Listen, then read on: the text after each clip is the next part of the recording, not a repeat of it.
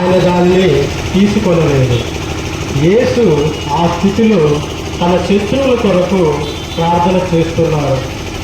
ప్రభు, వీరేమి చేస్తున్నారో వీరికి తెలియదు కనుక వీరిని క్షమించు. ఆ తర్వాత మంచి దొంగను ఓదారుస్తున్నారు. ఇవన్నీ కింద ఉన్న స్త్రీలు చూస్తూనే ఉన్నారు. అప్పుడు యేసు తన తల్లి వైపు చూసి, ఇదిగో నీ కుమారుడు. కోసమే ప్రార్థన చేస్తున్నావే, ఎలా సాధ్యమైంది? నీవు దేవుని కుమారుడువు, అందుకే వారిని క్షమించమనడమే గాక ఎందుకు క్షమించాలి అని చెప్తూ నీవు నీ తండ్రితో వారి తరపున వాదన చేస్తున్నావు. అది నీ గొప్పతనం.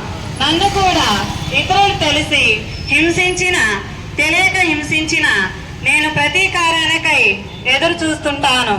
ఇవన్నీ ఇప్పుడు నీవిచ్చిన సుమాత్రకును అనుసరించి వారి కొరకు మరణించాలి. నీ వలె నేను ఈరోజు ప్రభు నీ హస్తంలోనికి నన్ను సమర్పించుకుంటున్నాను అని చెప్పు భాగ్యాన్ని దయచేయండి. ఆమేన్. విశ్వాస ప్రమాణము.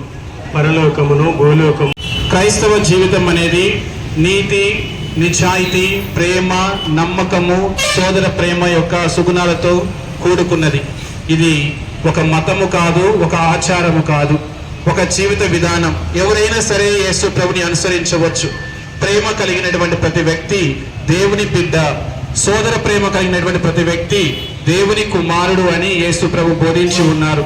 ఈ యొక్క సోదర ప్రేమలో ప్రతి ఒక్కరము కూడా జీవిస్తూ దేవునికి ప్రియమైనటువంటి బిడ్డలుగా, సాక్షులుగా ఈ లోకంలో జీవించడానికి మనమందరము కూడా ప్రయాసపడదాం.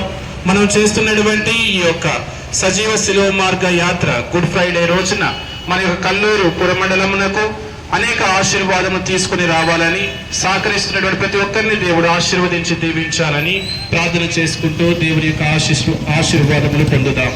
ప్రభు మీతో ఉండును గాక.